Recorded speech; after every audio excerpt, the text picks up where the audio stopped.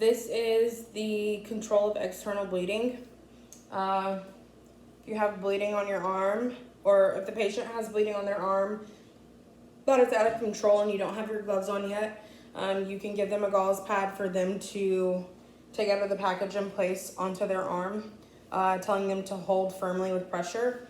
The first thing that you as the AT would want to do is put your gloves on.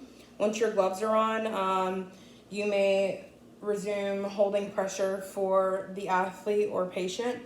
If the gauze on the bottom becomes saturated with blood, you simply add on more gauze, continue to hold firmly with pressure.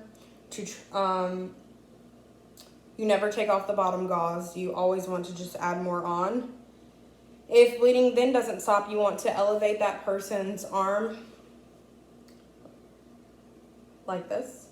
If that does not stop the bleeding, you want to use your hand to pinch off the brachial artery. And if it was in the leg, or if the bleeding was in the leg, you would want to close off the femoral artery to help stop the bleeding.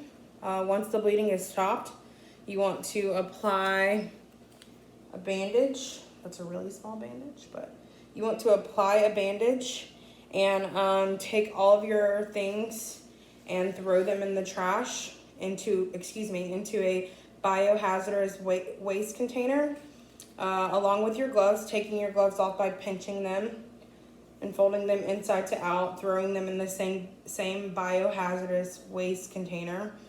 Before your patient leaves, you want to tell them to make sure that they change their dressing daily and to look for signs of infection such as redness, swelling, increase in temperature, or pus coming from the surface of the wound. Then after all that is done and throwing away your things, you would want to wash your hands to complete this skill.